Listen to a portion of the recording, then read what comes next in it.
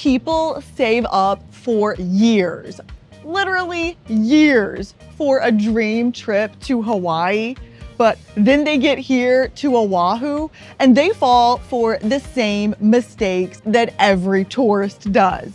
Honestly, the way people can sabotage their own trips is impressive. From the second you step off of the plane in Honolulu, you're basically destined to fail. Chances are you grab your bags and you head straight into Waikiki. You're ready for the most epic Hawaiian vacation, and you've already made your first rookie mistake. There's people who will fly across the Pacific Ocean just to spend the whole week in a tropical version of Times Square. I call these people the Waikiki Prisoners. They treat Waikiki Beach like a high-end witness protection program. Waikiki is a tiny, crowded strip of land in the middle of the major city of Honolulu, a metropolis with a 12-lane highway. They're expecting a sprawling, relaxing beach resort like you'd find in Florida. But the reality check here hits hard. Instead of a secluded beach oasis, they get skyscraper hotel towers and a pool that's way too small. These people will spend 10 grand to escape their hectic lives for the week, only to fight for a 3-foot square of sand on a public beach. They're in desperate need of a relaxing vacation, but then they never leave a 2-mile radius of concrete, and they make the most expensive mistake on the island. They either, 1, literally never leave Waikiki, which is an absolute travesty, or 2, they rent a car at the airport, pull up to the hotel, and get completely blindsided. What 90% of people don't realize is that because space is so limited, parking can be crazy expensive. I'm talking up to $100 a night. I can't believe we're just paying this much for parking. This is crazy. We're basically paying for the rental car to have its own Hawaiian hotel room. Trust me, a $500 parking bill is not the souvenir you want to bring home. Listen, you absolutely should see Waikiki. You didn't fly all the way across the ocean to not see the most famous beach in the world. The problem isn't that you're in Waikiki. The problem is that for most people, they never leave it. Don't spend your entire trip here. And don't pay to park a car if you're not going to drive it. So pick it up from that overpriced valet and drive it right out of the city into the real Hawaii. But a $500 parking fee is an absolute bargain compared to what some people will pay without even knowing they're being taken advantage of. This is the overpayer. They get caught in a trap of throwing massive amounts of money at problems that didn't need to exist in the first place. These people will pay hundreds of dollars for a hotel cabana because they're afraid chairs might be hard to find. These same people will get scammed by paying for a third-party tour of Pearl Harbor. If you want to go to Pearl Harbor, it's completely free. You can drive that expensive rental car right up to it. The only thing you need is a $1 ticket if you'd like to see the USS Arizona, which you can get online yourself. Do not let these companies treat you like an ATM. This spending bleeds into everything. If you've seen my videos, you know a hotel breakfast buffet hates to see me coming. But These hotel breakfast prices are highway robbery sometimes. There's a hotel in Waikiki that charges more than $100 per person for the buffet.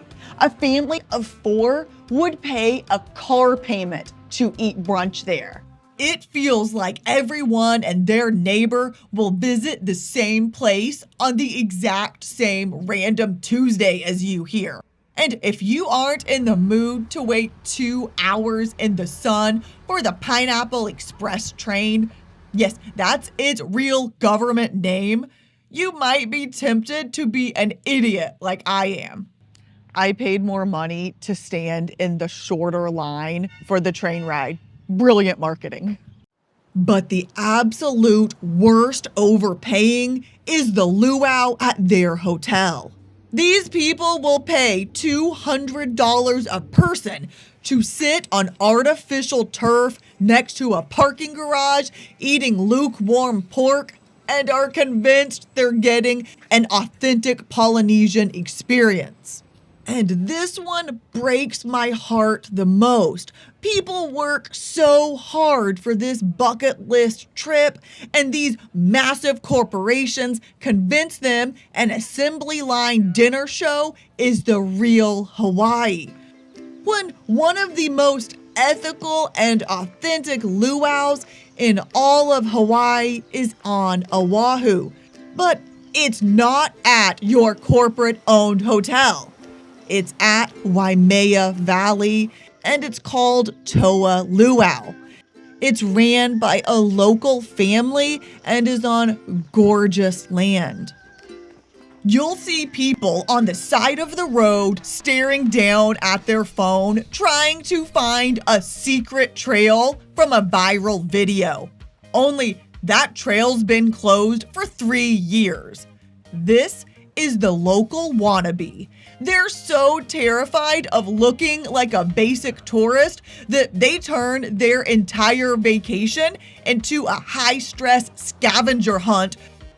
But the heartbreaking truth is there are no hidden gems left here. The tiny islands of Hawaii get 10 million visitors a year. 10 million! You will not find a secret spot that other people don't know about here. This place is so busy right now, you'd think it's where all the world's pineapples are coming from. The worst part is they're so busy trying to outsmart the system that they become the easiest targets on the island for scams. It could be as simple as walking into a store and paying $40 for a bag of Kona coffee because it looks authentic Hawaiian. But if they actually read the label, it might say 10% Kona. So they literally just paid top dollar from their vacation budget for 90% cheap filler beans that you could buy anywhere, even in Ohio. At least the local wannabe tourist is committed to something. That's nothing compared to the self-inflicted torture of an overplanner in Hawaii. You know this person. They have a color-coded spreadsheet broken down into 15-minute increments. They spend their entire trip checking boxes off a list instead of actually experiencing anything. Between us, Hawaii has this weird psychological effect on people. It triggers Disney-level FOMO. And I get it. When you look at the price of flights and the hotel and the rental car, the panic sets in. There's pressure to get your money's worth out of every single second. But the fear of missing out ruins people's common sense. Don't let this happen to you. If you find yourself rushing once-in-a-lifetime things because you're already 40 minutes late for the next once-in-a-lifetime item on your list, you'll get trapped in this expensive, frantic cycle where you're letting FOMO and not you be in charge of your trip. So how do you actually win here?